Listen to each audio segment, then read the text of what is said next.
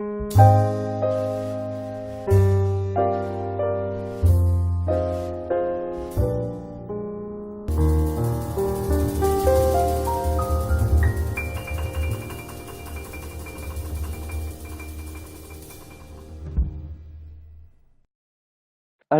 bienvenue à ce nouveau podcast de la pause ludique.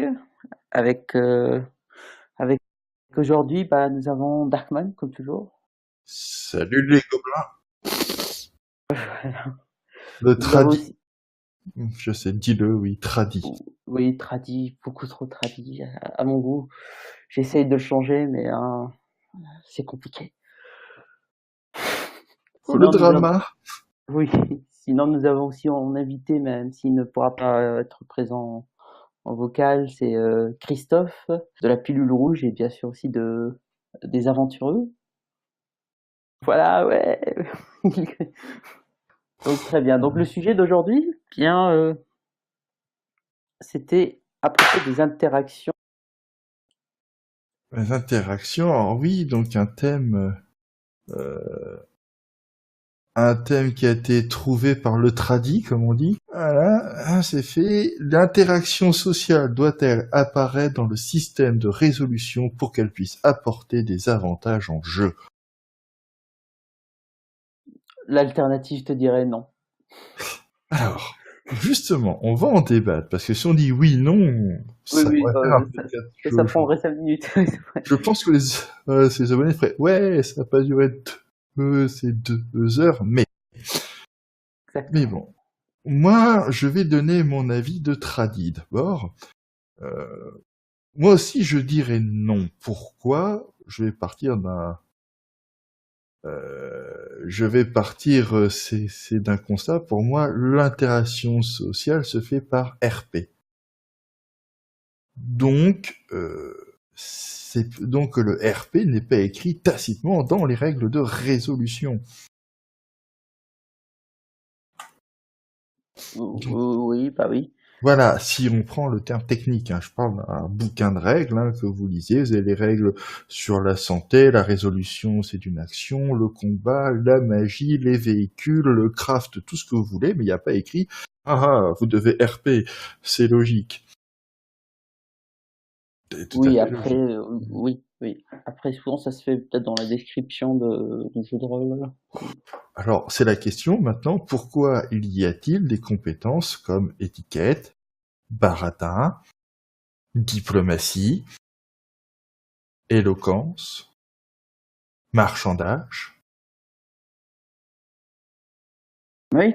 Je pense que ça a été fait afin de simplifier. Je pense que le roleplay n'a pas toujours été quelque chose d'assez facile d'accès peut-être au début. Donc je pense qu'à la base, ça a été créé vraiment pour simplifier, on va dire, les interactions sociales, on va dire, dans une partie de jeu de rôle.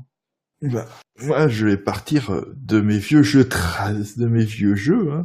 Effectivement, quand j'ai commencé à jouer, il y a moult temps, nous on jouait, bon, on avait 12-13 ans, donc je vous laisse imaginer le niveau épique, c'était surtout du niveau clodo, mais on se marrait. Ce qui fait que quand on disait, tiens, je vais essayer de baratiner le gobelin, on faisait un jet de baratin. Avec le temps, en évoluant, en grandissant, en vieillissant, on s'est aperçu que c'était plus marrant de jouer en réel, le baratin. Surtout quand ton MJ faisait l'accent des vieux gobelins. Bon, c'est beaucoup plus rigolo. Mais il est vrai que dans ces systèmes-là, il y avait ces compétences sociales, alors je mets un guillemet c'est avec mes doigts, qui reflétaient le niveau de notre personnage. Oui, mais à la base, il faut dire qu'à la toute base, je vais parler des premiers Donjons et Dragons, il n'y avait pas les compétences sociales. Donc, je me dis que ils ont tellement cherché, en fait, je parle encore de Donjons et Dragons, je pense que voilà, c'est ça. Donc, ils ont tellement cherché à simuler, on va dire, le personnage, qu'ils ont ajouté petit à petit toutes ces compétences en plus, dont tout ce qui est interaction sociale, donc comme le baratin, etc. C'est dur quand tu vois les jeux comme l'œil noir. J'ai commencé par l'œil noir, hein, si ça veut dire. Où les règles de base c'était 5 caractéristiques, des points de vie, des points d'XP, des points de magie si tu jouais un magicien, ton score d'attaque, ton score de parade. Voilà, ça s'arrêtait là. Tes règles de base. Il y a eu des règles avancées où il y avait certains dons qu'on pouvait appeler compétences. Mais on avait c'était des damiers. Donc on bougeait beaucoup de la figurine. Parce que, à la base, Donjons et Dragons, ou l'œil noir ou autre, ça jouait avec des figurines. Enfin, on avait sur notre table la figurine dans le donjon, ou dans la ville, et on tapait du strum. Voilà. C'est pas compliqué. C'était ça. Donc si je comprends bien, au début, vu que l'objectif, on va dire, des jeux, c'était vraiment de faire que du dungeon crawling, donc des compétences sociales n'étaient pas nécessaires. C'est plus tard que, voilà, on va dire, avec cette demande d'interaction, donc ils ont ajouté les compétences. Bah, je pense que surtout, c'est qu'elle est, enfin, je pense que comme moi j'ai fait ces deux l'œil noir, les compétences sociales, ça se faisait au pif, ou MJ me disait, par exemple, j'essaie de discuter avec c'est que l'aubergiste, c'est de le coin, bah, fais-moi un jet en charisme, et puis, un jet, et puis voilà. Et je pense que c'est plutôt des gens dans l'évolution du jeu où les créateurs se sont dit, hey, mais s'il y en a qui font du RP et qui commencent à avoir de la discussion, c'est de l'interaction, bah, il faudrait peut-être mettre les compétences qui aillent avec, parce que tous les joueurs ne sont pas à l'aise, et certains jouent des bardes ou des diplomates, or qu'eux-mêmes ne le sont pas. C'est le propre du jeu de rôle, hein, de jouer ce qu'on n'est pas un petit peu. Et ceux qui sont peut-être pas au début assez en confiance avec une table ou autre pour faire le RP, c'est vrai que ces compétences chiffrées peuvent les aider à interpréter leur personnage. Un peu comme une béquille. Parce que Ça, comme l'a dit Christophe, c'est surtout pour représenter un talent que le joueur n'a pas. Donc oui. Voilà. Par exemple, moi, je ne suis pas mage. Je balance pas des boules de feu. Enfin, c'est pas encore, mais je m'y entraîne. Et en fait, c'est vrai que si en RP, quand le maître de jeu on discute si c'est de la magie, je fais un jet de connaissance de la magie, parce que je vais pas baratiner sur un truc que je connais pas ou auquel si je suis pas à l'aise. Je joue rarement mage, hein, ça me casse souvent les pieds, mais voilà.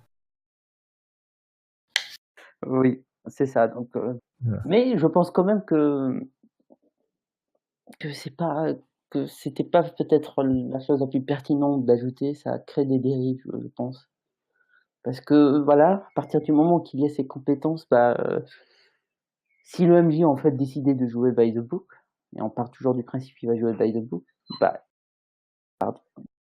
Il n'y a pas de RP si tu joues by the book. Enfin, il y a certains jeux où tu en aurais pas. Par exemple, dans Warhammer, la première édition, c'est la meilleure qui soit au passage. Hein. Oui. Voilà, déjà dans Warhammer Tradition, il n'y avait pas de compétences, il n'y avait pas de talent.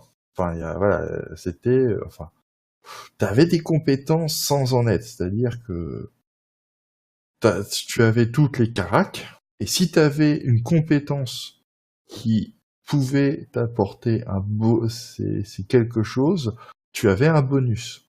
En plus des autres bonus, c'est circonstanciel. Mais t'avais pas la séparation talent, compétence, tout est regroupé dans le même fourre-tout.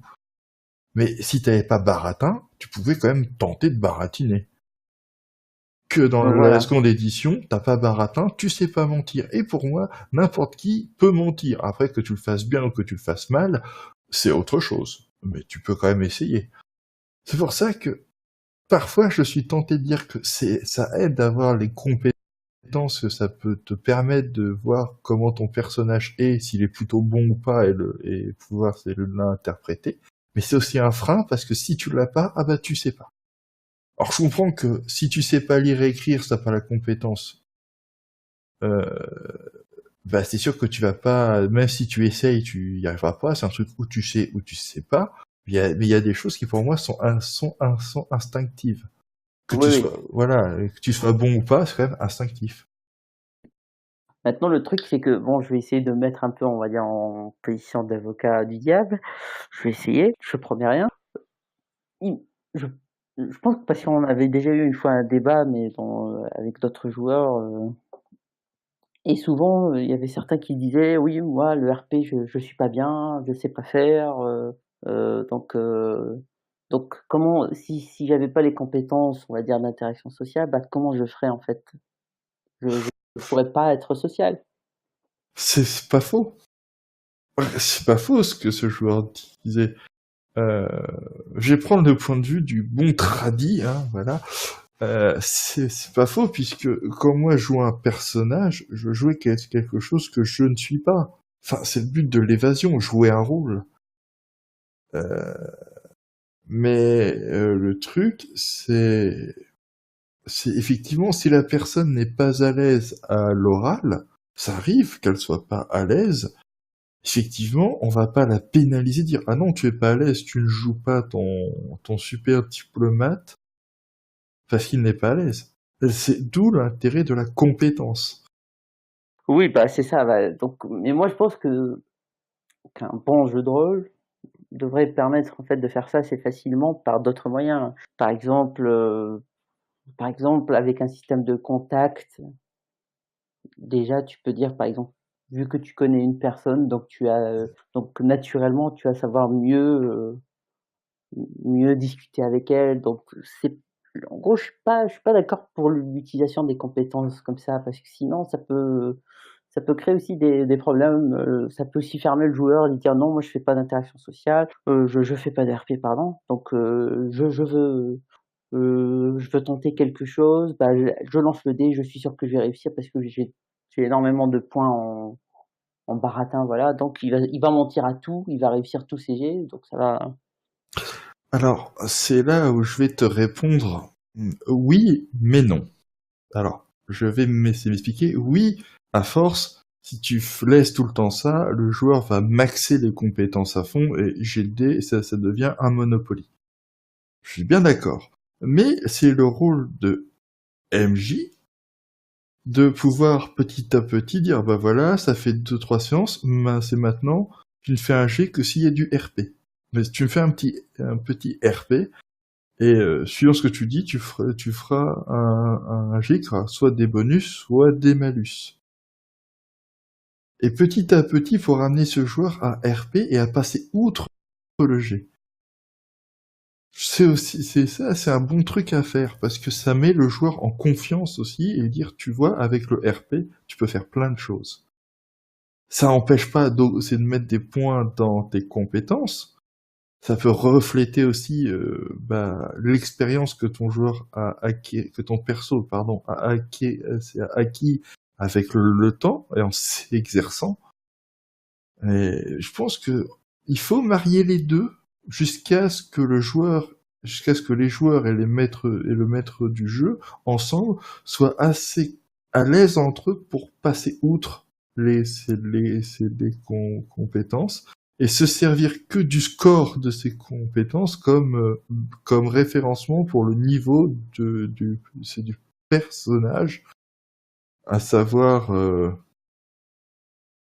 bah, c'est par exemple si je suis bon en baratin, effectivement le personnage va le jouer très c'est très vendeur de bagnole, hein, voilà. Mais s'il est mauvais, effectivement, il va essayer de bredouiller un peu, de mâcher les mots. Enfin, ça peut être aussi une aide au RP. Je pense qu'il faut amener la chose, il faut faire du compromis. C'est au début. Forcer les joueurs à dire non, c'est que sur le RP alors qu'ils sont pas à l'aise, ça peut les dégoûter c'est finalement de jouer, alors que ce n'est pas le but.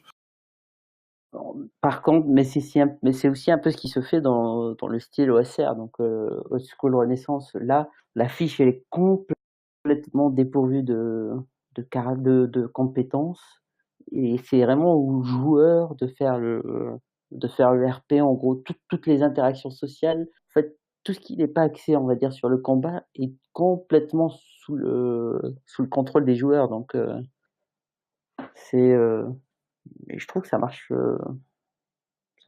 plutôt bien. Oui, l'OSR, le truc était fait avec la Noire et les premiers Donjons et Dragons. Ils appellent ça de la renaissance du old school. Pardon. Oui, c'est bien ce qui ressort de ces systèmes-là, mais quand nous on y jouait quand on était gosses, on s'en foutait des interactions. Enfin, moi j'avais 13 ans, je me rappelle de ma première partie.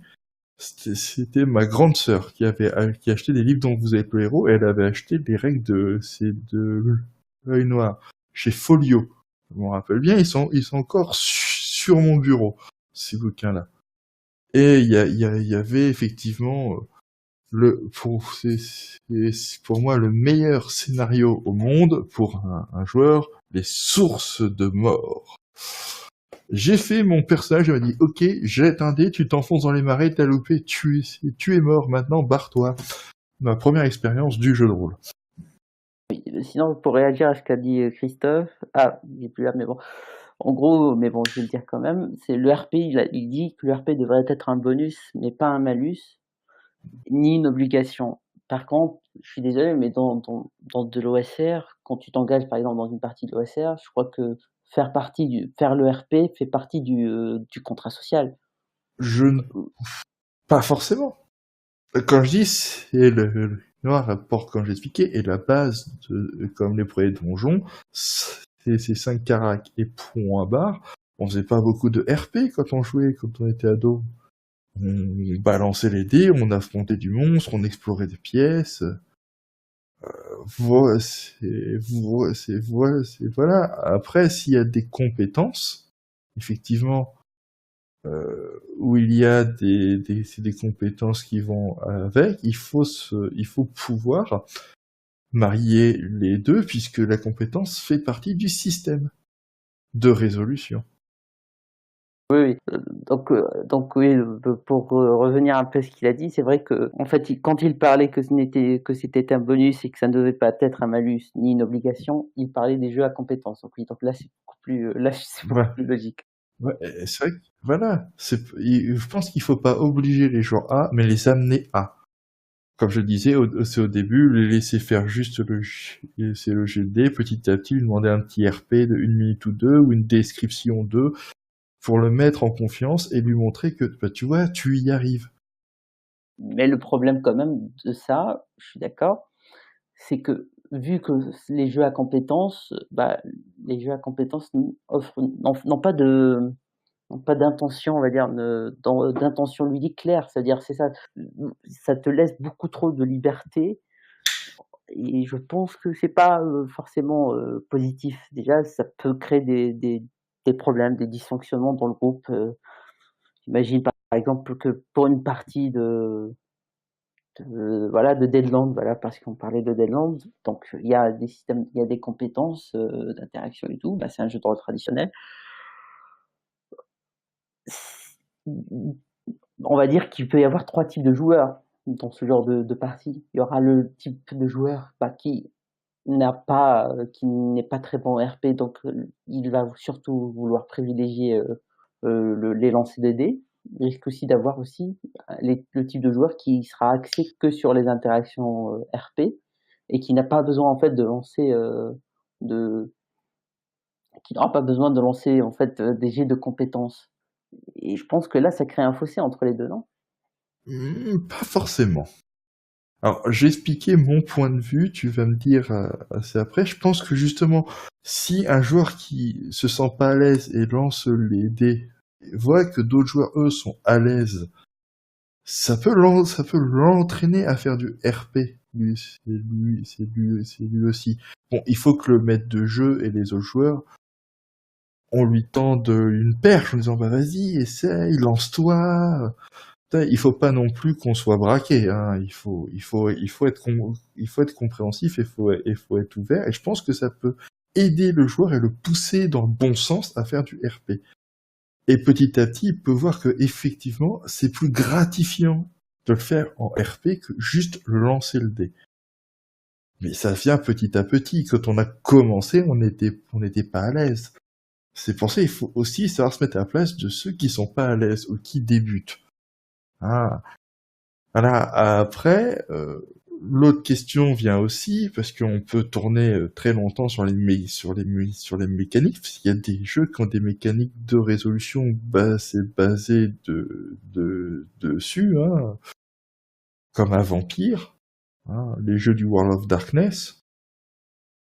Il faut Oui, savoir que c'est un jeu, il y a beaucoup d'interactions dans ces jeux, hein.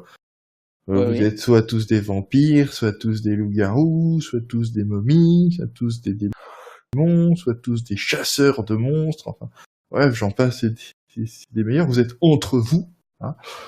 Et puis, Mais là, voilà. juste pour te couper, je suis désolé. Oui, je coupe beaucoup trop le traditionnel. Là, il faut que Oui, oui, j'arrête. je vois. Il faut que j'arrête. Tiens. Ok. Là, je vois par exemple une dérive qui peut se faire en fait dans du vampire, par exemple. J'imagine, je suis un joueur.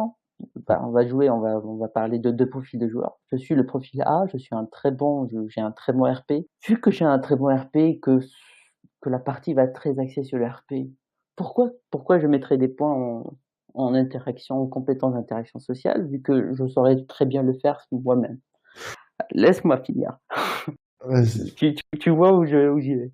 Je Alors le que, vois, tu vas. voilà, donc là, le joueur B arrive.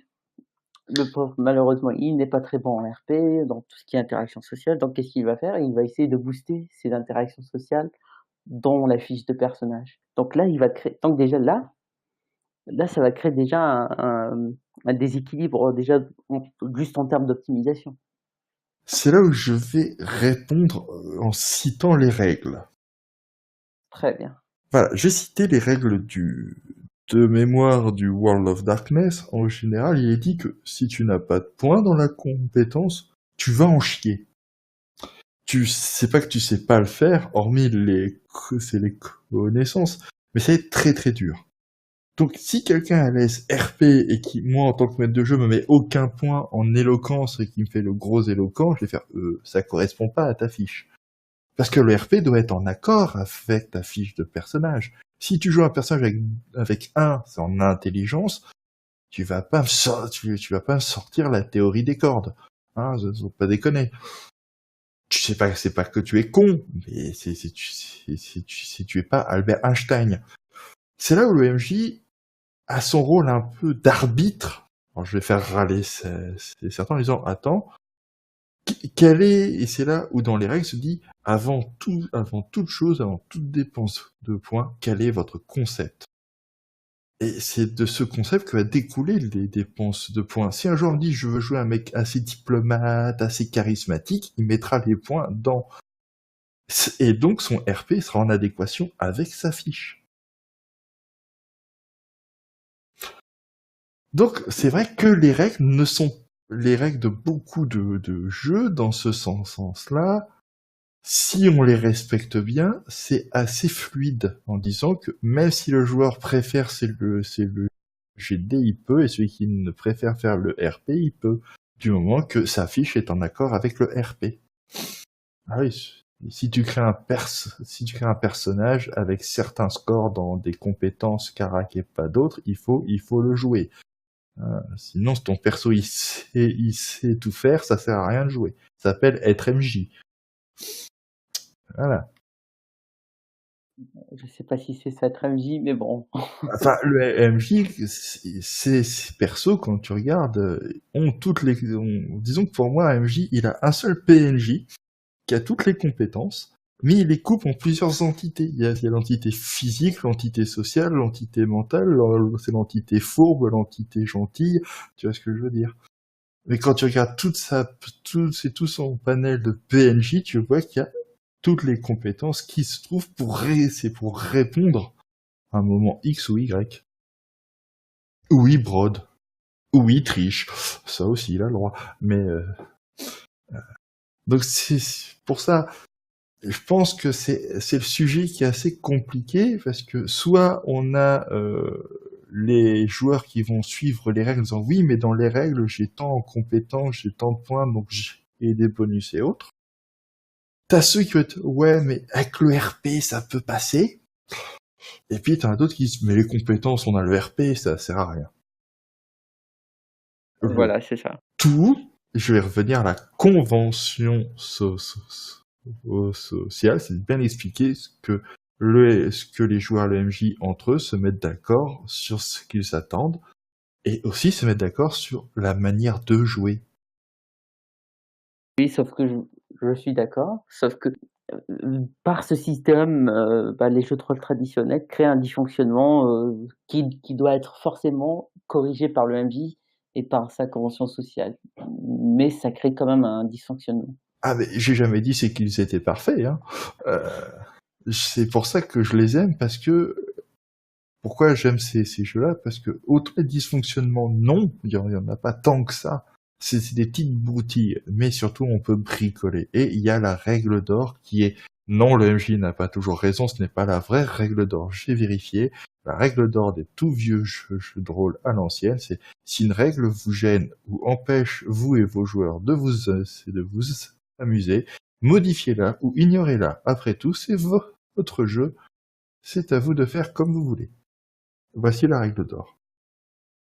Oui, sauf que Et quand on regarde cette règle d'or, elle peut s'appliquer à notre cas.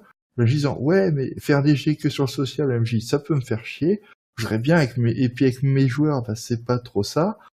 Qu'est-ce qu'on peut faire pour que ça arrange tout le monde? C'était ça aussi les vieux jeux de rôle, quelque part, qui faisaient pas leur charme. C'était le bricolage.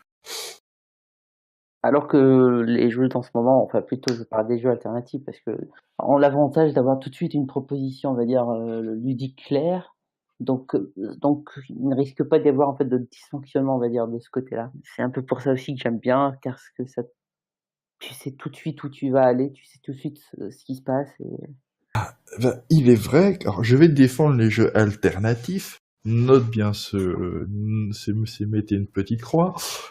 Effectivement, ce qu'on appelle aujourd'hui les courants alternatifs se sont basés sur les jeux dits tradis, et je dis bien dits tradis c'est avec des guillemets, en observant, en jouant à ces jeux, ils ont dit, mais ça correspond pas à nos attentes, on voudrait bien des choses plus fluides, plus claires.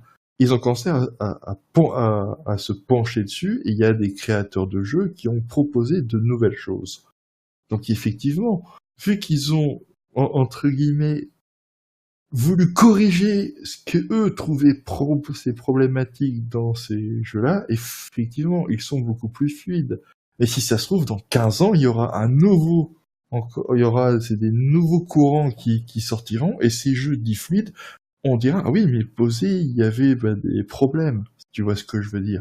T'as toujours une oui, oui. avancée. Bah oui, bien sûr. De toute façon, si on devait définir un jeu de rôle alternatif, d'après moi, c'est déjà un jeu qui est à contre-courant du jeu traditionnel. Donc le jeu mis en place bien sûr, il faut toujours partir du concept, du contexte, on va dire, de la sortie du jeu. Donc parce qu'un jeu de rôle alternatif peut l'être aujourd'hui, mais ne le sera pas peut-être demain. Déjà, par exemple, en ce qui me concerne, les jeux propulsés par l'Apocalypse ne sont plus tellement, en ce qui me concerne, des jeux alternatifs parce que, Ils sont mainstream, voilà, dis-le. ils sont mainstream, voilà, c'est ça. Mais je trouve que c'est bien pour eux justement d'être rentrés dans ce côté mainstream. Quelque Bah part, oui, non, ils sont adoptés. bah oui, c'est pas négatif, non, c'est bien le contraire. Puis j'aime Donc bien voilà. moi, Apocalypse World. Je l'aime bien. Hein. C'est un des systèmes que j'aime bien. Et surtout, il a une proposition ludique claire. Voilà. Et justement, je trouve que même dans ces jeux-là, dans Apocalypse World, on a fait le hack masque.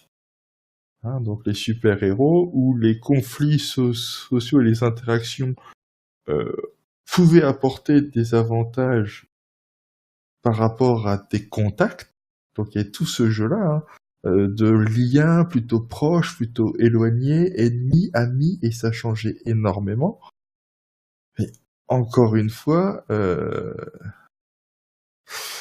je dirais, est-ce que ça pose pas une problématique quelque part? Est-ce qu'il est complet en disant, bah oui, mais lui c'est mon ennemi, donc j'ai un malus pour interagir avec lui, alors qu'en fait je voudrais qu'il devienne c'est mon ami.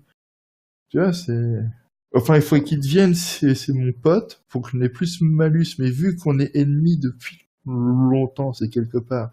Est-ce qu'il doit encore y avoir un malus c'est entre nous? Ah, mais je soulève une question conne, mais je vais la soulever. Pour moi, il y a un souci aussi. Il s'est bien ancré fluide et dans les règles, mais il y a encore ce petit creux. Comment là, comment là, c'est là, à ce moment-là, comment ça m'interpelle dans les règles? Ah, J'avoue que je suis pas je suis pas très expérimenté avec Pokémon Sword, donc je suis pas vraiment la meilleure personne pour en discuter. voilà. Bah, moi non plus, mais j'ai remarqué ça avec Masque, parce qu'on y a joué. Donc, je dis mon expérience avec Masque, avec ce hack. Peut-être qu'il y a d'autres hacks à Poké Sword qui répondent à cette question. Dans ce cas, je ne les connais pas. S'il y en a qui ont, c'est la réponse, ou qui disent, ah oui, mais dans tel jeu, c'est motorisé c'est de la Pokédex, ils ont fait une règle pour ça, je dirais, tant mieux. Mais je parle de Masque, de ce que j'ai vu de Masque, de ce que j'y ai joué. Bah, il y avait ce côté, c'est ton ennemi, ok, donc tu as un malus, normal. Ah, mais c'est mon ennemi depuis 10 ans. À force, on devrait plutôt avoir un lien un petit peu étroit. C'est mon pire ennemi, tu vois, il y a quelque chose c'est pas n'importe quel ennemi, c'est mon pire ennemi. Ah, c'est mon Lex Luthor, quoi.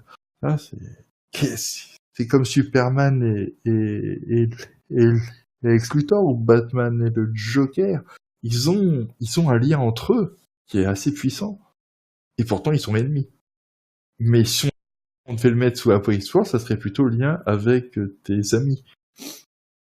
Ah, c'est pour ça que dans ce mouvement Apocalypse, c'est vrai que cette gestion m'a beaucoup gêné. J'ai trouvé trop manichéenne. À mon goût. Oui, après c'est vrai, ça dépend aussi parce que bon, je sais pas pour Masque parce que j'ai pas encore eu l'occasion de lire. Je l'ai acheté malheureusement pour moi, oui, parce que j'achète trop. Mais donc je sais pas quel genre de code en fait ils ont cherché vraiment à reproduire, on va dire quel code fictionnel on va dire ils ont cherché à reproduire parce que c'est pas vraiment un jeu de rôle de super-héros, mais plutôt la thématique est plus sur que les héros sont jeunes par rapport à une génération antérieure qui a déjà pris ses marques et tout, donc je saurais pas répondre, j'avoue, sur le sujet. Voilà, moi j'y ai joué et c'est vrai que tu joues le jeune héros qui apprend, c'est la relève un peu, mais t'as toujours les anciens qui sont dans le game. Donc parfois on s'est confronté à eux et ouais, en fait tu passes pour un petit con. Ah, bon, je vais réagir par rapport aussi à ce qui a été dit par Christophe en parlant des compétences. Il dit que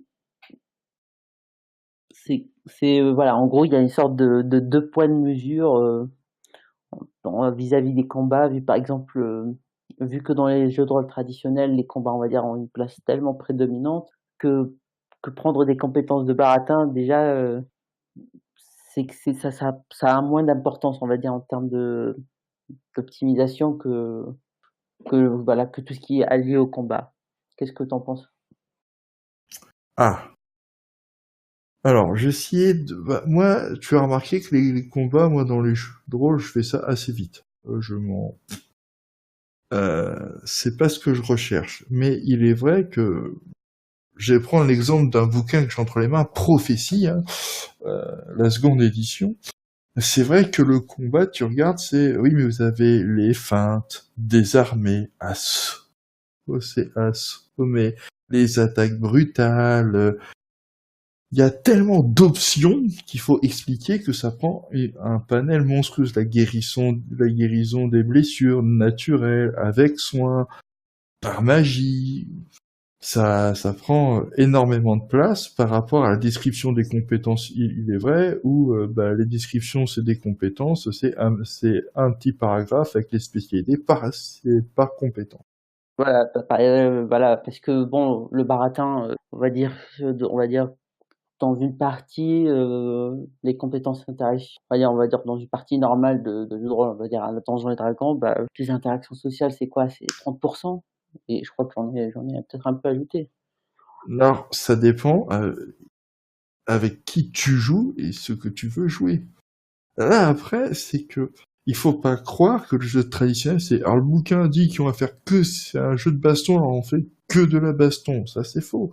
Il y en a qui le font, hein. S'ils s'y plaisent à le faire, tant mieux. Mais je pense que dans un jeu de rôle tradi, je vais prendre Donjon, j'y ai beaucoup joué. Ça m'est arrivé de faire des campagnes où on était des marchands, on allait de ville en ville, on escortait un marchand, on aidait un marchand, donc fallait amener les gens, fallait voir c'est les seigneurs locaux, il y avait du combat bien sûr, mais on avait beaucoup d'interactions. C'était 50-50. Si on regarde sur la campagne qu'on a fait en tout, on peut dire un 50-50. Il y avait des séances axées plus combat, des séances axées plus interaction. Mais on avait les deux. Tout dépend, je dirais, de ce que le maître de jeu, quand il écrit son scénario, ou quand il prend un scénario qui est déjà préfait, qu'est-ce qu'il veut faire jouer? Et après, suivant ça, qu'est-ce que les joueurs veulent? Je dirais que ça a toujours été. Après, effectivement, si le maître du jeu dit fais ton perso, que le gars dit je voudrais faire un diplomate, un social, il dit vas-y, ok, et que tout le scénario c'est dans un donjon à défoncer du strum à l'appel, bon le joueur il se fait chier, mais c'est au maître du jeu de lui dire voilà, le scénario va se baser plus baston, crée ton truc en conséquence. Voilà, Oui, je non, pense mais que tout des jeux de base est une communication.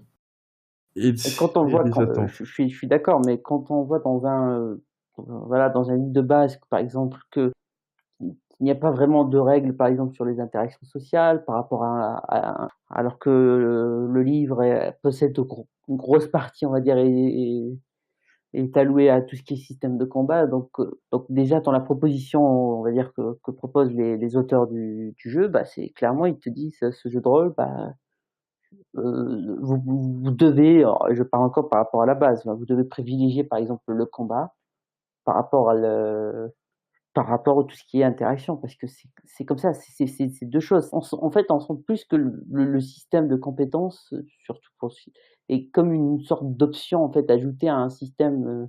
En gros, tu peux faire du donjon, tu peux faire du donjon sans utiliser du tout de compétences. Tellement le système est fait que pour ça à la base. On sent vraiment que, je sais pas comment dire, tu sens que c'est une pièce qui a été mise dessus, tout ce qui est compétences, interaction et tout. Voilà. Mais Ça, après, c'était aussi peut-être les demandes de l'époque. Par exemple, je prends Ars Magica, hein. Quand tu lis, les trois quarts, c'est sur la magie, hein. Je veux dire, c'est le combat, ça tient en 10 pages, hein. C'est la magie, c'est 2 à 3 chapitres à elle toute seule.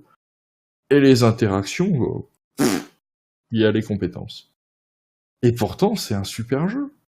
oui, non, après le jeu, Ouais, c'est ce que je veux dire, c'est que suivant, je pense que la thématique du jeu, mais c'est les accents. Je vais prendre un vieux jeu qui s'appelle c'est Palimpest, hein, les terres suspendues. Donc moi j'ai la vieille édition, et dans le jeu, il y a pas autant. Il y a les compétences, mais tu mets un peu ce que tu veux. T'as le combat, c'est géré vite fait.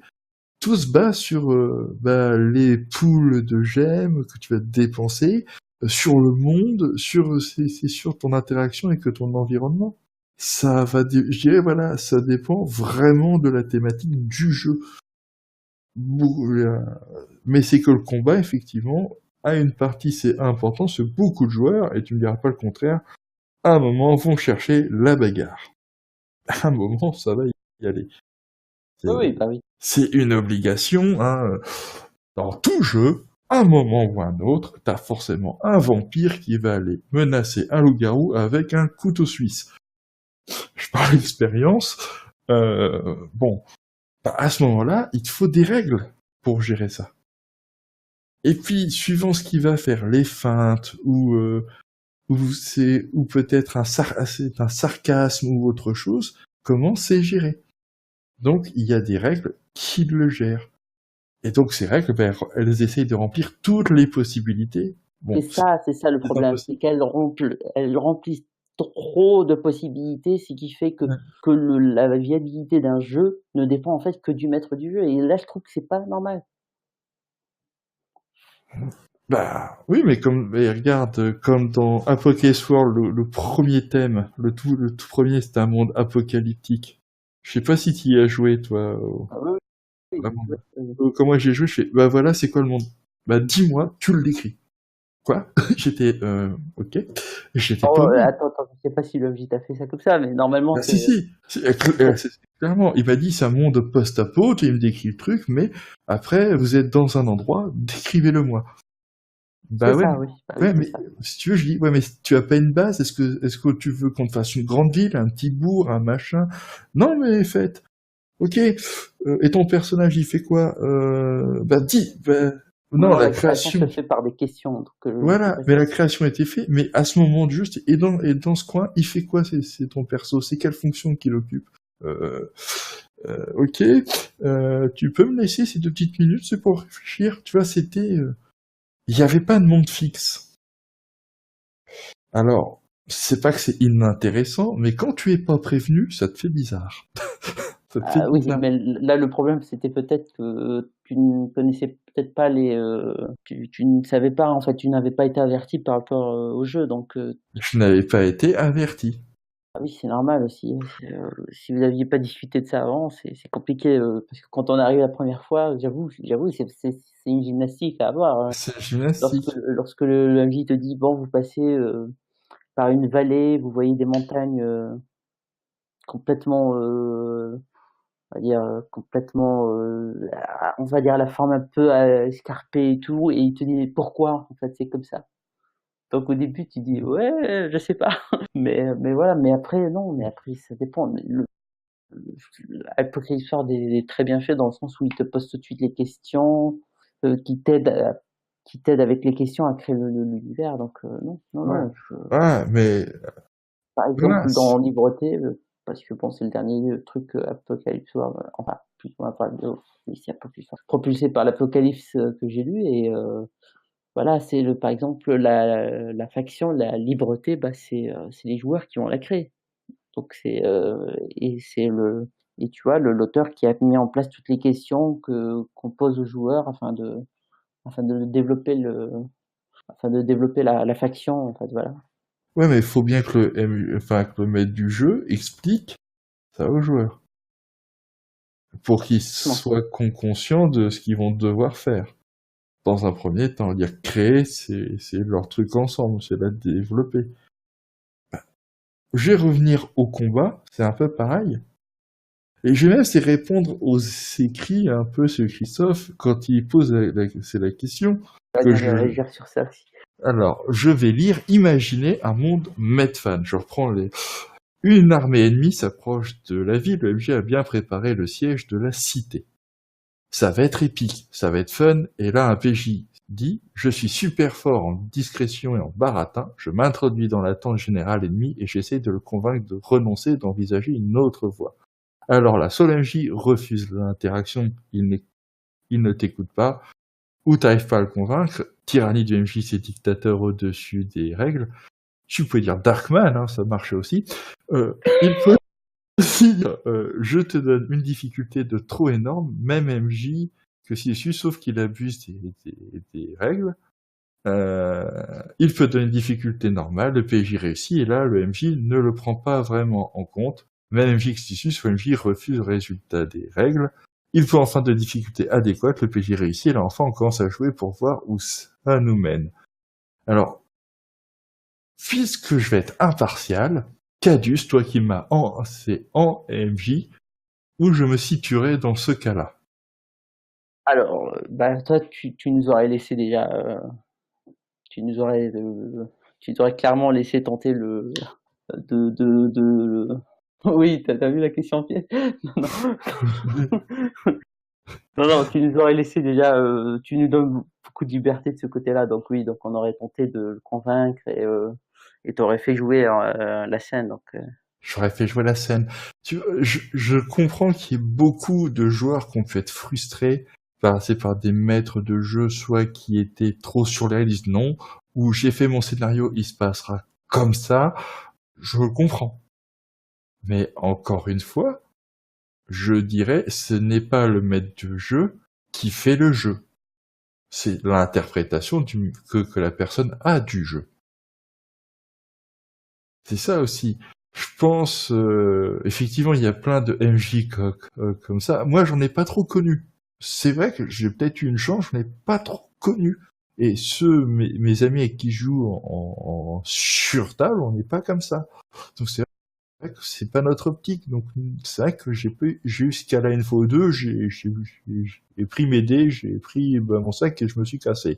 le truc Donc c'est, ça a été très le vite. truc c'est, est-ce que ces MJ sont comme ça parce que bon voilà, on va dire, on va dire c'est des mauvais MJ, voilà, ils en ont pas su, ou alors c'est peut-être que le système de jeu est tellement peut-être tellement riche, on va dire ça riche, que ça arrive que certains MJ ne peuvent pas, selon, avec le trop plein, on va dire, d'informations qu'ils ont accès, le trop plein de boîtes à outils et tout, tout dépendra en gros de de leur interprétation des règles. Moi, je pense que c'est surtout parfois qu'ils veulent pas se casser les pieds je dirais, à improviser. C'est parfois c'est ça parce que tes joueurs, enfin moi je vois en tant qu'MJ, quand ils m'apportent une idée qui peut être marrante et qui peut être complètement ah ouais tiens j'y avais pas pensé à ça, ok on teste. Bon là on va effectivement s'il y a un doute, s'il y a le doute, on va faire appel au dé parce qu'il y a le doute, donc c'est bien de prendre un petit pari. Hein, c'est ce qui met une petite tension. Mais je vais le faire jouer. Bon, sauf si c'est un truc assez à la con, genre je vais nager, oh, c'est dans la lave, c'est très très vite. Bon, ça fonctionne pas, hein. Y a pas de jet de dés à faire. Si tu dis non au joueur. Mais je dirais que c'est surtout ça. Je pense que quand je regarde des bouquins de jeux de rôle actuels, il n'y a pas le petit chapitre qui disait qu'est-ce qu'être un maître de jeu et juste après comment maîtriser ce jeu. Parce que t'avais ça dans les vieux bouquins. T'avais qu'est-ce qu'un maître de jeu c'est en général celui qui connaît les règles, celui qui va écrire le scénario, qui va réunir les joueurs, qui va jouer avec eux, qui va répondre à leurs questions, voilà, qui va savoir adapter. Et il y avait, alors vous avez tel jeu et tel jeu, ça a telle thématique principale, ça a telle chose. Vous pouvez aborder ça de telle manière, de telle manière. On avait quelque part les attentes des créateurs. Quand j'ai lu Leagues of Adventure, c'était on vous dit pas c'est que maître de jeu car nous pensons que vous le savez déjà. Et ça m'a choqué. J'ai dit mais si c'est quelqu'un qui achète ce jeu, si c'est son premier jeu, comment peut-il savoir? Il y a beaucoup de Ouais, jeux où il y a plus cette explication et je pense que c'est peut-être un frein aussi ou peut-être de ne pas expliquer que les auteurs devraient peut-être mettre qu'est-ce que pour eux un maître du jeu à être assez générique et comment maîtriser leur jeu, quelles sont les thématiques et les rappeler.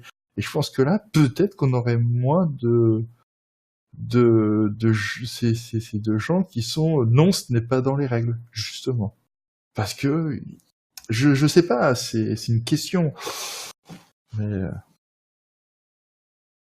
quelque part je trouve que ce côté tradi qu'on avait dans les vieux jeux où il y avait ces explications et ce chapitre manque aujourd'hui et que ça soit dans les jeux tradis qui sortent, il y en a encore qui sortent, ou dans les jeux alternatifs, hein. Il y en a qui l'ont, mais il y en a, mais ils sont peu par rapport à avant. oui, oui, bah, Alors c'est que quelqu'un peut très bien s'y commencer avec Apocalypse World en jeu de rôle. par exemple. Oui, oui, bah oui, complètement. Donc c'est Ben, ça. Donc là, par exemple, ce que vient de dire Christophe, c'est que les règles disent généralement, le PJ peut convaincre un personnage de quelque chose s'il réussit si, il y réussit si, système de résolution, la seule et unique possibilité, donc la quatrième. Donc ça aurait été normalement tout MJ aurait dû passer en fait par ça, aurait dû dire ok si vous voulez faire ça, tentez le coup. oui, mais justement, euh, Mais là où je lui ai répondu, c'est que des fois, ça peut être un peu contradictoire parce que dans la même base, on va dire, dans le même livre de base, on va te dire oui, si les joueurs veulent faire ça, bah oui, ok, faites-le. Mais à la fin du livre, tu as trouvé un scénario, ils te disent bon, si vos joueurs veulent aller dans cette direction, essayez de les pousser quand même à aller dans l'autre direction. ah oui, Et c'est ça fait vrai partie aussi. de la base, donc c'est ça, donc ça Oui, crée là c'est complètement dysfonctionnel. ben voilà. Mais c'est pour ça que quand j'achète un bouquin, je lis jamais le scénario de base qu'il y a dans le bouquin. Généralement, c'est toujours c'est des gros soucis. C'est pour ça que je le lis, je ne le fais jamais jouer, je ne le lis pas. Par exemple, je prendrais une campagne de Wasteland, le chemin des cendres, qui est un jeu tradit, où quand tu le lis, c'est la campagne, je l'ai lu, dit, ben, normalement, l'histoire, il faut que ça vous mène là, mais vos joueurs, ils peuvent très bien faire ça, ou ils pourront très bien faire ça, ou peut-être passer par là. Ce ne sont que des exemples de pistes. Il peut y en avoir, aussi vos joueurs peuvent en trouver ou en créer d'autres. Oui, oui. Tu vois, ils avaient prévu ça en faisant la campagne, voilà, d'essayer que ça soit la plus open possible. Mais quand c'est du préécrit, ça peut pas être forcément open world. Hein. C'est faux que tu suives une trame, mais il donnait des pistes au maître du jeu pour disséminer les indices. Ils n'avaient pas par le chemin A, bah, comment les mettre en chemin B, C, D, E, F, G, H, etc.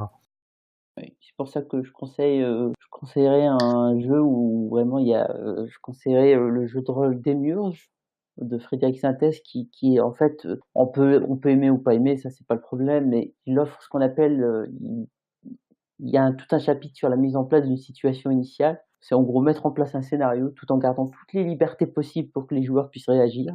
Et ça c'est ce genre de choses que devrait en fait se faire. Ça devrait plutôt se faire dans des scénarios de livre de base plutôt qu'un scénario vraiment fermé où on te dit non, faut vraiment que tu ailles de ce côté de la route ou pas.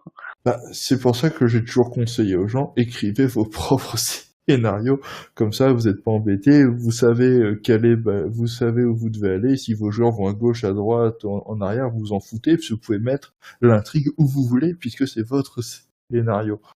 Et surtout que toi aussi, en fait, dans les campagnes qu'on a fait, on voit très bien que tu as mis en place. C'est pas vraiment des scénarios que tu écris, toi, sans vouloir te blesser. Hein, c'est plutôt des Ah mais situations j'écris rien, initiales. j'écris Voilà, rien. En fait, si je vais écrire un truc, c'est mon début, mon synopsis, pourquoi ça arrive, des choses qui vont arriver, des événements, des grands événements, c'est une timeline qui vont tomber. et les PNJ. Les Les- PNJ ont une grande part dans tes campagnes. Ben, c'est normal, c'est avec eux que vous Bah, allez interagir, c'est pas avec moi, c'est avec eux. Enfin, moi je joue souvent avec vous, mais je suis contre vous quand je fais là, c'est les adversités. Ah oui, c'est ouais. normal. Je suis aussi joueur, hein, et ça m'amuse de vous en mettre plein la tronche. Hein. Voilà, mais ça, c'est mon petit côté tradit.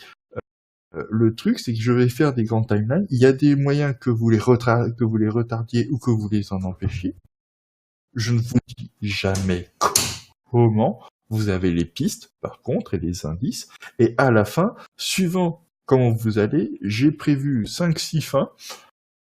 Et puis, je me prévois un grand large en disant impro. Et le reste, c'est vous c'est juste une interaction avec le monde et je vois comment ça évolue, où vous allez, je fais, ah, c'est intéressant ça, ok, je vais mettre ça là. Ah, c'est une bonne idée ça, j'y avais pas pensé, tiens, on va bosser là. Je l'ai fait, les scénarios, c'est fait, effectivement, bah, d'une séance à l'autre, j'ai mon petit bloc-notes, comme je le disais, et je note et je réécris et je fais, ah, ça c'est cool, ah, ça c'est bien. Comme ça, ouais, c'est comme ça que je fais. J'ai toujours fait comme ça, en fait. Enfin, au début, non. Quand j'ai commencé à me jeter, je faisais du linéaire et du A à B, hein, parce que je commençais. Mais à force, en évoluant, en faisant, c'est tout simplement en faisant, et en jouant avec d'autres MJ qui avaient, eux, cette technique-là, finalement, si tu apprends. Mais bon, je ne m'empêche pas que parfois un bon truc bien linéaire, genre tu rentres dans un donjon et que t'explores comme à la HeroQuest avec tes potes un donjon, c'est quand même fun, c'est de temps en temps sur une partie, quoi. Bien sûr, non, mais ça c'est sûr. Après, il faut, dans tous les cas, il faut que le jeu soit en accord avec sa proposition, on va dire, c'est tout, hein. C'est ça. Et c'est là où je trouve que le problème avec les jeux de rôle traditionnels, c'est qu'ils ne sont pas, ils n'ont pas vraiment de proposition claire, et ça, ce qui fait que tout le boulot, on va dire, retombe, toute la responsabilité va retomber sur le maître du jeu, et ça crée des problèmes, comme l'a cité très bien, comme des problèmes que peut avoir, par exemple, qu'a eu Christophe avec le MJ, qui l'a pas laissé tenter de raisonner voilà, Oui, voilà, ah donc bah, c'est ça, ça. ça arrive, mais après, voilà, voilà, tu peux tomber sur une personne qui dit non, j'ai décidé que ça serait comme ça et point, hein. Ça arrive malheureusement, on en tombe, mais je dirais dans les Parce que jeux, je parce dirais que les jeux tradis, je suis pas d'accord avec toi. Quand tu dis qu'ils ont pas cet objectif ou de trucs clairs, si, ils en ont, mais ils en proposent un panel. C'est ça, c'est le panel, c'est qu'ils proposent, qui peut paraître fouillis. Mais quand tu décortiques, tu dis, ah, finalement, il y a de la thématique. Mais faut le décortiquer. C'est vrai que les nouveaux jeux, tu lis, tu vois tout de suite, ok, il veut nous emmener là. Ah, c'est ça. C'est ça, et surtout, ça donne surtout beaucoup trop de pouvoir au maître du jeu.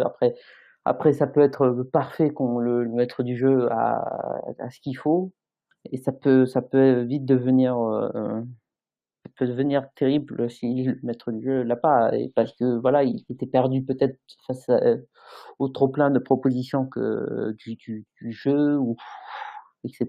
Donc Oui, et comme je dis, après, c'est au maître du jeu et aux joueurs. Comme je dis, le maître du jeu est là pour jouer avec les joueurs. C'est un joueur aussi.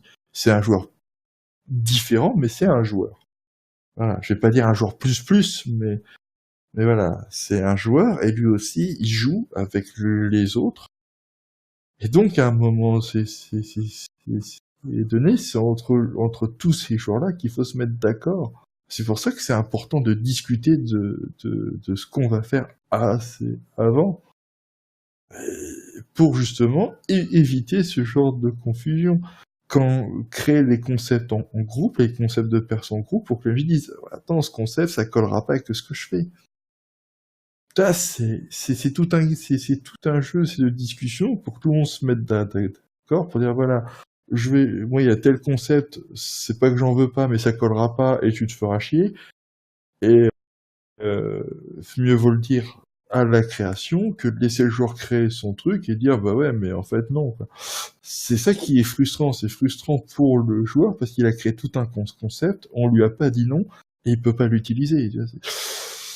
C'est comme si tu avais un super PC, tu vois, et qu'on te disait, bah, tu as un super PC, mais à la place, on va te mettre un vieux Windows 95. Tu vas avoir les boules. C'est une allusion, c'est une comparaison conne, mais c'est un petit peu ça. C'est au maître du jeu de dire au joueur, ton concept, dans ce que je vais faire, ne collera pas. Il y a aussi ça qui colle des frustrations un peu aux joueurs et au MJ qui fait que non. Je pense qu'il y a tout ça, c'est le fait, il y a aussi des MJ qui veulent pas improviser, hein. Ils disent voilà, moi je décidais, ils ne changent pas de cap. Tu en as. Ça arrive. après, ça peut ne pas poser de problème si tous les joueurs sont d'accord, et Voilà. bon, voilà. Voilà, bah, ça dépend de ce que tu recherches, de tes attentes. Je reviens beaucoup sur ces attentes, et ça revient, c'est un autre thème. Si les attentes des joueurs et du MJ disent voilà, nous on veut préférer le roleplay sur les interactions au social. Si on fait en RP, est-ce que tu nous donnes des petits bonus et des avantages? Discuter de tout ça, c'est très important parce qu'on peut voir si les attentes, est-ce qu'elles correspondent. Si les attentes de tous correspondent, ça se passera bien. Si les joueurs et le maître du jeu, c'est leurs attentes, c'est allez, on se fait un bon dungeon crawling, on passe notre temps à défoncer du Strum avec gagner du PEX, cool, c'est leur attente, ils vont s'amuser. Si les joueurs, leur attente, c'est de faire du RP, de l'interaction, ils vont s'amuser. Il faut que les attentes correspondent. Et voilà. Si ça correspond pas, il y a un moment, il y aura un couac. Après, moi, j'aurais surtout voulu que, tu vois, cette phase d'attente, en fait, soit ajoutée. Ah, on va avoir une question piège. Sinon, mais attention, c'est une question piège ou une question troll? Moi, je veux savoir, parce que... Sinon, en attendant d'avoir la question, en gros, j'aurais aimé, en fait, que cette phase d'attente soit clairement, en fait, déterminée, soit définie dans la base d'un jeu.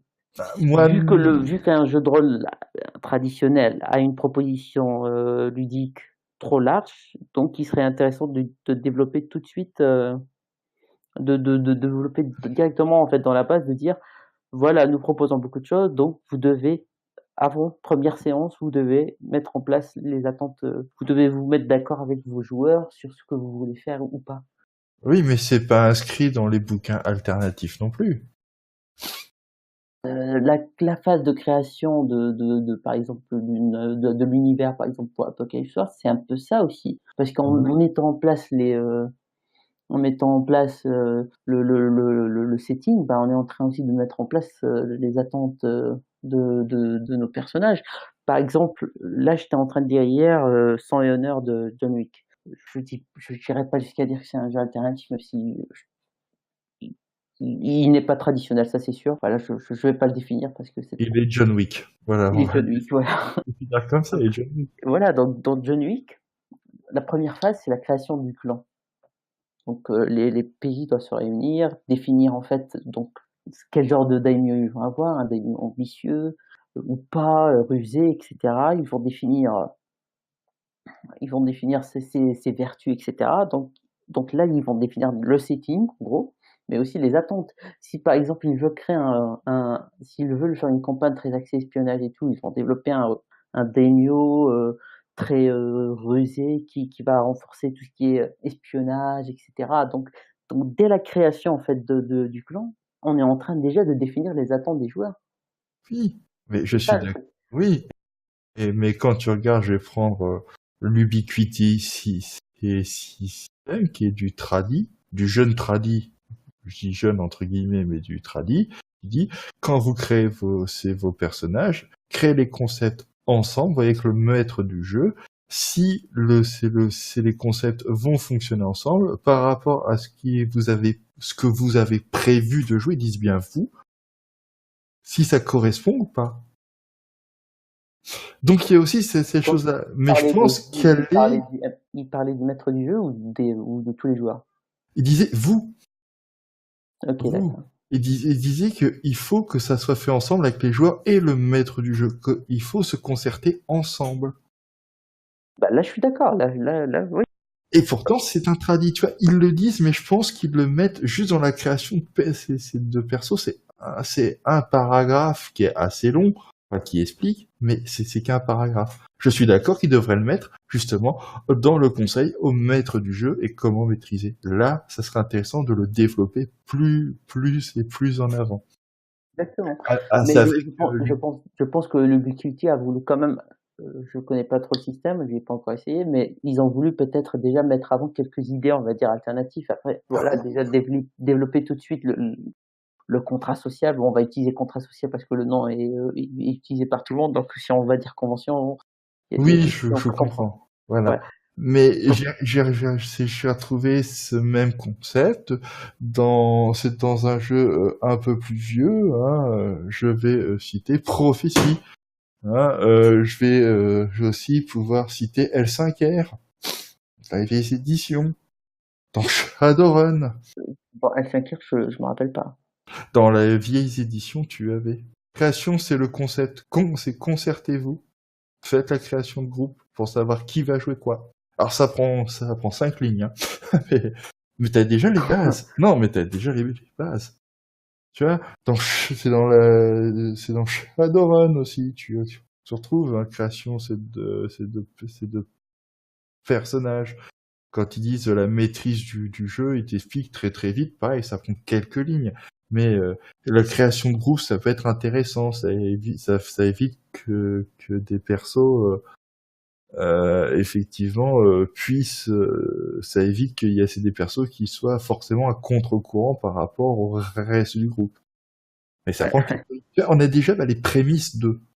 Donc c'était déjà là. Et au fil du temps, je pense, ça s'est développé, mais pas assez poussé, effectivement, où les courants alternatifs, eux, l'ont poussé. Il faut le reconnaître, voilà. Non, parce que je ne suis pas que de mauvaise foi, hein. Je sais aussi, c'est reconnaître les choses. Quand la question de Christophe, j'ai un peu de mauvaise foi. Non, Non, je plaisante. Je dirais, c'est qu'elle mérite, Elle mérite clairement, elle mérite surtout clairement tout un podcast. Alors, je dirais, mon cœur dit contre, mais ma raison dit pour. Je vais être très très court. La question, c'est l'utilisation des compétences sociales entre PJ, pour ou contre. Fait que normalement, s'il y a du bon roleplay, on parle de compétences et pas de pouvoir ou de discipline.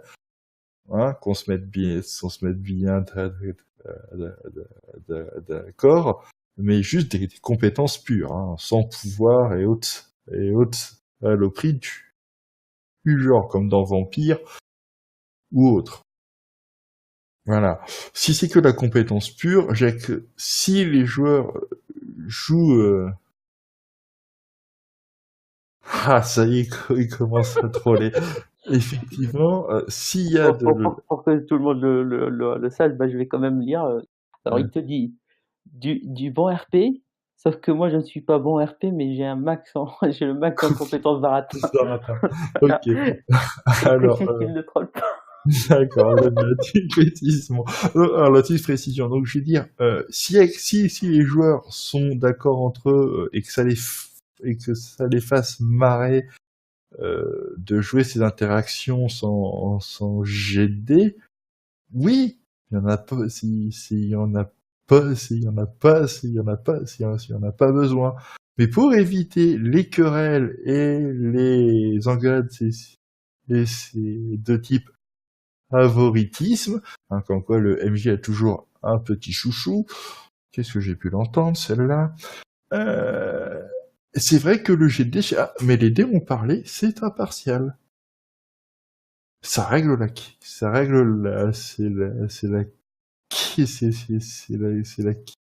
question. Maintenant, quand ça en arrive là entre joueurs, c'est quelque part qu'ils ont vraiment envie de jouer ensemble. Moi, je suis pas d'accord, ça dépend. Encore une fois, ça dépend surtout encore de l'intention, on va dire, ludique, des intentions ludiques derrière la partie. Si on veut faire une campagne qui vraiment en termes de, voilà, qui va qui va forcer les joueurs un petit peu à faire un peu du PVP, sans que ça soit PVP dans le sens combat, mort, etc. Là, oui, là, il faut clairement utiliser les compétences. Parce que voilà, c'est le meilleur moyen d'avoir. C'est le meilleur moyen d'être impartial et tout. Donc oui, déjà en lisant Sang et Honneur hier, c'est très qui est un jeu qui encourage beaucoup le PVP. Oui, donc il y a toute une mécanique en fait de lancer de jets en opposition en fait pour mettre en place des petits coups fourrés entre PJ et tout, avec un système de mise cachée et tout. C'est fait pour. Ouais. Mais c'est vrai que quand les personnages commencent à se titiller entre eux, généralement, il faut s'attendre à du conflit qui va dépasser le cadre des personnages pour parfois ça va être du conflit qui arrive entre joueurs. Oui. C'est pour ça que, de manière générale, je n'aime pas trop les campagnes qui forcent un petit peu ce genre de PVP. Après, Bah, ça peut être sympa. ça dépend du jeu. Quand tu joues à Vampire, j'ai beaucoup joué et fait jouer c'est à ce jeu-là.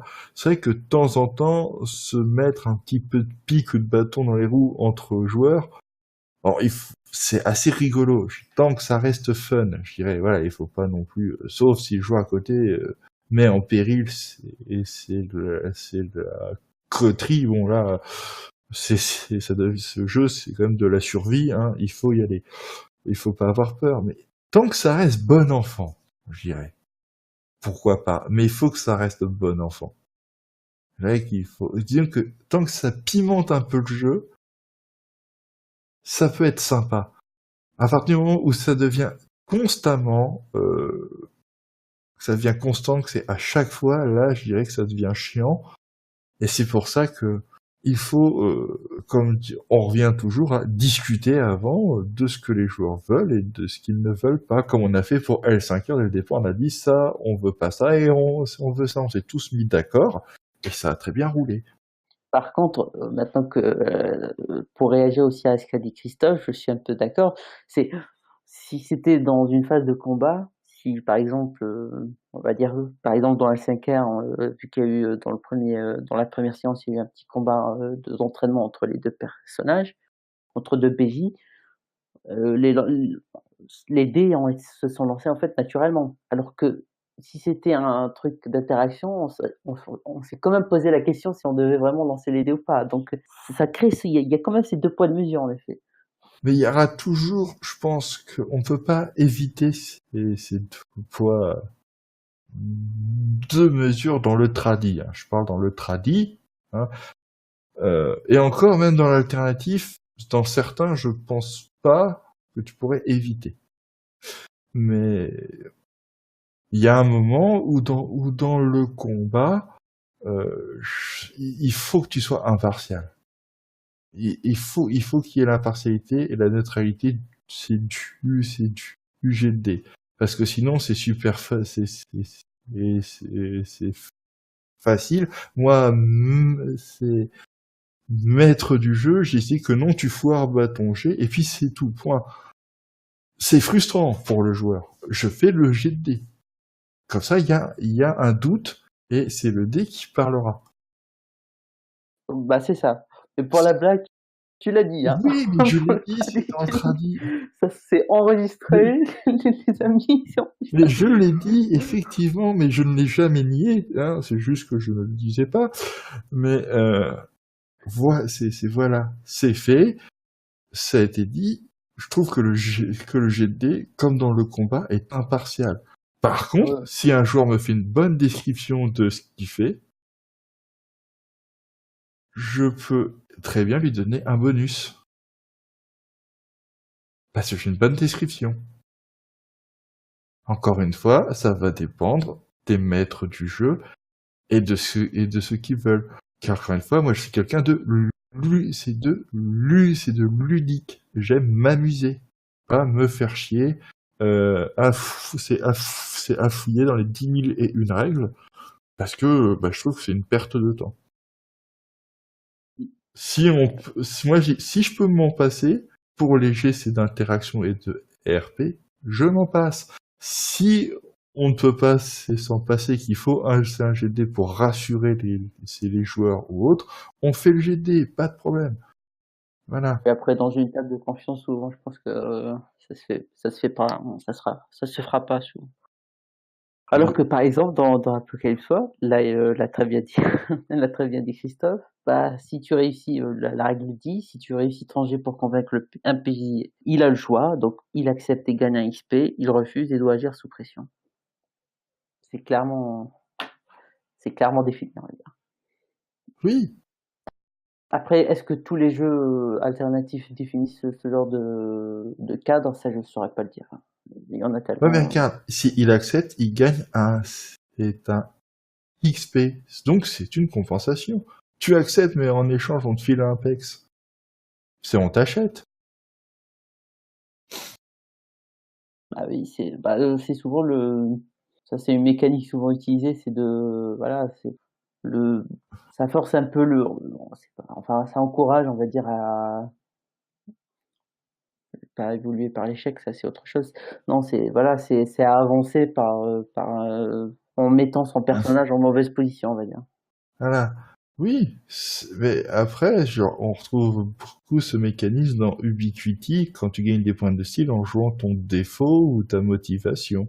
Ou que tu fais des trucs qui peuvent être c'est bénéfique pour le groupe ou pour ton personnage. C'est ça. C'est une mécanique tradie. Non, mais il faut que je Ou défende c'est ma paroisse quand même, je me sens seul.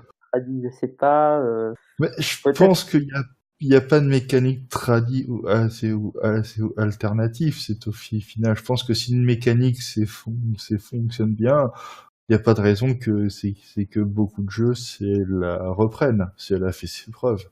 Bah oui, ouais, ça. Et, après, est-ce qu'aujourd'hui on peut vraiment parler de tradie ou d'alternatif?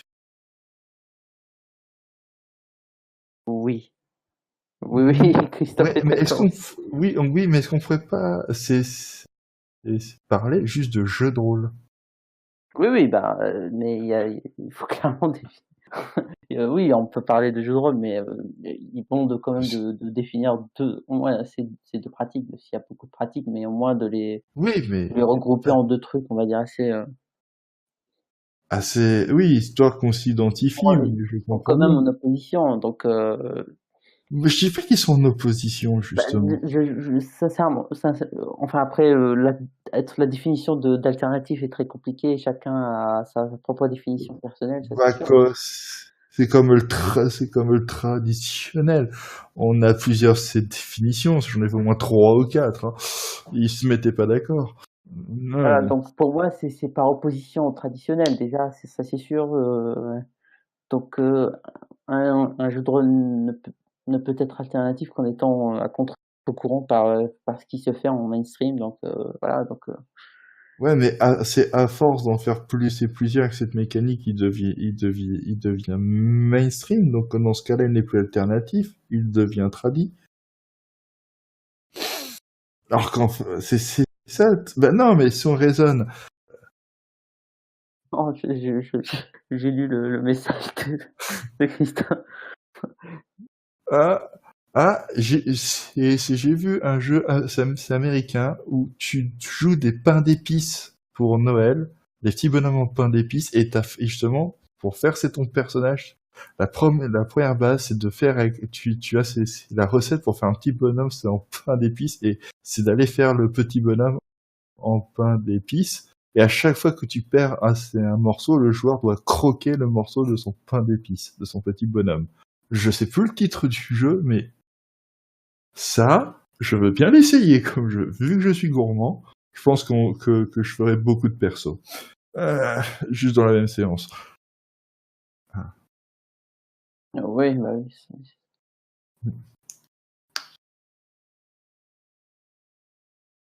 Eh bien, bonne soirée.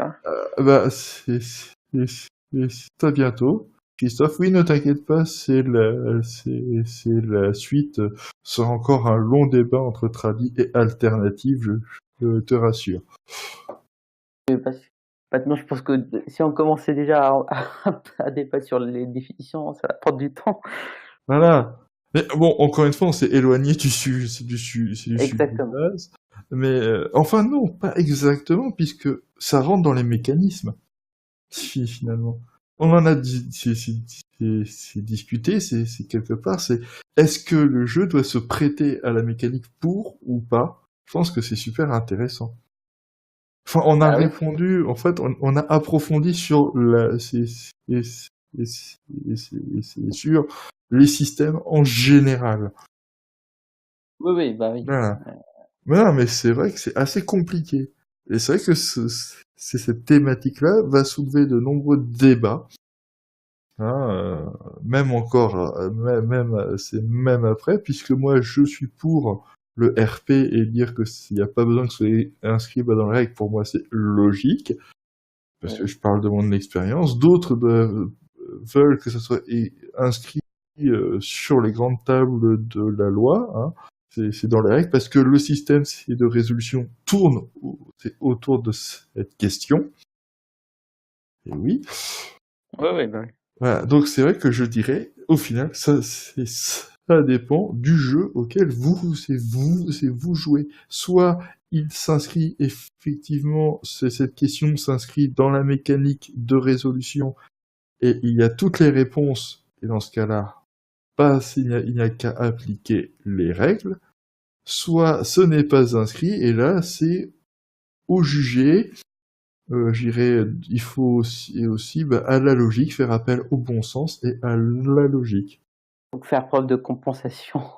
Il faudra compenser, on va dire, avec les règles. Comme Oui, l'a mais dit. il faut la preuve, c'est de compensation. Quand on donne un XP, voilà. Mais voilà. Mais bon, pour moi, c'est de la compensation. Si tu compenses le fait que le joueur, va accepter en disant oui, mais je vais plutôt c'est une carotte. Regarde, c'est la carotte. Tu vois, mais ça fonctionne très bien. Beaucoup de systèmes ces deux jeux l'ont toujours fait, ça, le système de la carotte. Ah oui. Toujours. Ah, toujours, ça, j'ai toujours vu. Mais après, voilà. Est-ce que les courants assez alternatifs ont poussé le truc jusqu'au bout? J'en ai pas beaucoup lu, donc pour l'instant, je n'ai pas vu des jeux qui l'ont poussé. Je ne les ai pas tous lus. Je commence à m'y intéresser, donc je débute. Hein. Euh, ce c'est que j'ai lu, je ne l'ai pas vu pousser jusqu'au bout comme dans d'autres systèmes, comme dans les nouveaux systèmes dits tradis qu'on voit qui sont sortis. Après, si vous en connaissez, donnez-moi les liens et les titres que j'aille les lire et m'informer. Je vais être surpris. Oui, après, de ce que j'ai lu, parce que ça m'intéresse, donc j'ai lu, souvent un jeu de rôle alternatif a l'avantage d'avoir tout de suite une proposition claire, donc souvent une seule, clairement définie, et les règles et les mécaniques de résolution sont tous tournés autour de la proposition. Donc en gros, qu'il y ait MJ ou qu'il n'y ait pas de MJ, le MJ en fait n'aura jamais en fait à comment dire, à prendre le pas en fait dire sur les règles. Il sera toujours en fait sous les règles. Alors que dans des jeux traditionnels, bah, vu le dysfonctionnement qui existe, on va dire dans les règles, bah, le MJ sera obligé en fait de prendre le pouvoir sur les règles, si tu vois ce que je veux dire. Pas forcément, c'est obligé. C'est le MJ qui, c'est moi qui ai décidé. Mais Que j'étais pas, c'est pas fan trop de ce point de vue de cette mécanique sur la règle et décider de la bricoler. Mais tu peux très bien dire, je prends le système et basta. C'est pas une obligation. C'est juste que il y a beaucoup de MJ, c'est dans le tradi qui s'est posé, c'est la question de dire, c'est pas un peu trop chiant ça? Et puis voilà, et on a appliqué tous c'est la grande règle d'or. Si une règle ne vous plaît pas ou ne convient pas à vos joueurs, modifiez-la ou ignorez-la. oui, mais par exemple, quand on dit le système est important, c'est-à-dire le système sera toujours au-dessus de tout. Donc si le système n'a pas en fait donc là le MJ déjà il aura moins de responsabilités en cas de problème, c'est parce que ça serait le système en fait qui n'a qui n'aurait pas été qui aurait été dysfonctionnel, donc ça aurait pas été de son dû parce que clairement le système est au-dessus. Donc toujours le maître du jeu sera toujours sous le système. Mais pourquoi dysfonctionnel? C'est ce terme, moi, qui me gêne. Dysfonctionnel. Il n'est pas dysfonctionnel, il fonctionne d'une Fonctionne, manière. mais il a quelques petits problèmes. Genre, s'il y a des incohérences, moi j'appelle ça, c'est dysfonctionnel.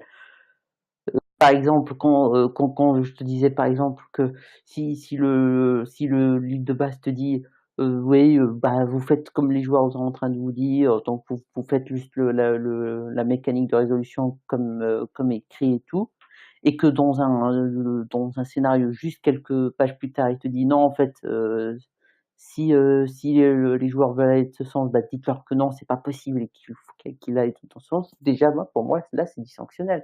Parce que le scénario n'est pas qu'un scénario, il fait quand même partie de la base. Donc, c'est le système aussi, pour moi. Alors, je dirais que c'est pas le système qui est dysfonctionnel, c'est que le scénario est écrit à la pisse. C'est surtout ça. C'est beaucoup de scénarios dans les bouquins de base qui sont là pour faire se découvrir le jeu sont assez vite faits, hein. Tu vois, c'est. Mais bon, après, j'ai donné l'exemple du scénario, Oui, mais des fois, il y a voilà, des, mais voilà, il y a des trucs. voilà. Mais c'est vrai qu'il y a eu de la coquille, surtout en traduction. Beaucoup de jeux qui étaient en traduction, parfois des certaines trad.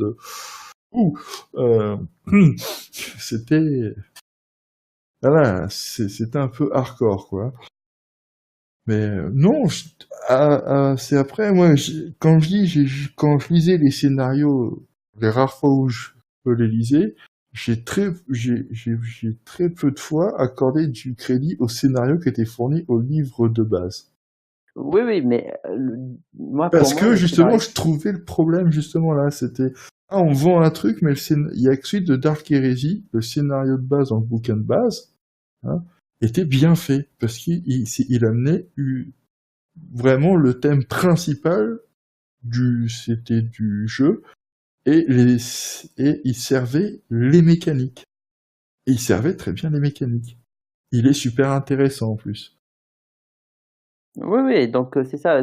En gros, on parle du scénario, mais ça peut être autre chose. Par exemple, si le scénario, encore une fois, on va parler du scénario, ne colle pas à la proposition, on va dire, du jeu, pour moi, c'est que le jeu, il est dysfonctionnel.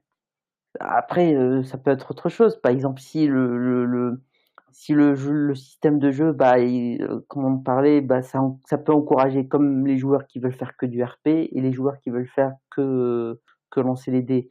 Là, ça veut dire qu'il y a ce problème de bah, je sais pas, bah, ça crée il y a cette incohérence dans le système qui fait que ce n'est pas clairement défini, donc pour moi, c'est dysfonctionnel. Après dysfonctionnel, c'est pas un gros mot, hein. Ah mais je sais, mais c'est bien que j'aime jouer avec la sémantique et te taquiner dessus. Tu Oui, sais? oui, bah oui, Voilà. je suis pas très Voilà. bon en sémantique, donc Voilà. Non, moi c'est ce terme dysfonctionnel, c'est ce qui me gêne, c'est je dirais flou. C'est flou. voilà, c'est flou, ouais, mais pour moi, flou, Mais c'est mais moi ça ne me gêne pas. Finalement, ce qui est flou est peut-être bien, oui, non, non, puisque mais juste un jeu peut être très bien et dysfonctionnel, ça, c'est pas, oui, parce que oui, j'aime bien le mot, je suis désolé. oui, mais je comprends. Voilà. Voilà. Mais c'est vrai c'est qu'effectivement, comme je le dis pour l'instant, je n'ai pas lu de assez de jeux alternatifs. Même si pour moi Fate est un jeu alternatif. Et bah, bah, Fate n'est pas vraiment un jeu alternatif, enfin, si, il l'est quand même un peu. Mais il est surtout très traditionnel parce que déjà il a une structure, si on parle de structure du système de jeu, déjà elle est assez traditionnelle. Il y a le système des compétences Oui, qui est assez proche, donc oui. Il y a mais, aussi du côté du MJ qui a énormément de pouvoir. oui, mais il met en bas des aspects libres. Voilà, c'est ça. C'est comme le système fou, je crois, qui met en place des aspects libres. Celui de Fou, Tu sais, c'est de Wasberg, je sais plus le nom de cité. oui, oui, c'est le système fou. Oui, qui met bah, des aspects libres et non pas c'est prédéfini dans les bouquins. En disant, bah, Ouais, ouais. aspect, tu vois. Bon, après, on pourrait faire tout un débat sur les aspects qui existent aussi dans le tradi. On a eu un mini débat dessus. Bon, euh, parce que les aspects, on peut leur donner leur nom qu'on veut, mais un défaut et un avantage est un aspect. Mais Ouais, ouais. pour moi, c'est alternatif par rapport à un joueur qui dit alors moi ma fiche est des caracs, et des dérivés et des compétences. Disent bah voilà, t'as pas de carac, t'as 5 aspects que tu définis. C'est alternatif pour un joueur comme moi. C'est alternatif. Oui, je pense qu'il va falloir faire un vrai podcast en fait sur la définition de traditionnel, de jeu de rôle traditionnel et Voilà, alternatif. voilà. Est-ce que est-ce que c'est un jeu avec, enfin voilà, il y a beaucoup de choses. Je pense que ça serait un bon podcast et je pense il nous faudrait de l'inviter. Donc je lance un petit appel à ceux qui veulent nous rejoindre sur le Discord de Pause Ludique. Ceux qui sont, euh, on aurait besoin d'un ou deux participants, voire deux. Un participant qui serait plus côté traditionnel, un autre plutôt courant alternatif. C'est pour lancer, pour avoir plusieurs visions du même thème. Je pense que ça pourrait être intéressant. Je pense aussi, en effet. Voilà, Donc n'hésitez pas, on serait vraiment ravis si vous veniez pour en discuter avec nous. voilà. Et n'oubliez pas, le plus important, c'est de s'amuser. Exactement. Je pense que qu'on peut mettre fin au podcast ou Oui, je pense. hmm, On va pouvoir y mettre fin. Ah, on a fait le tour, on a répondu, on a tenté de répondre à la question. Je pense que chacun a son point de vue. C'est un débat qui va durer très très long, qui va être très très long. Donc nous invitons les gens en commentaire à en débattre. exactement. En tout cas, merci de nous avoir écoutés et à bientôt pour la prochaine pause ludique de l'univers. Ciao ciao. Ciao.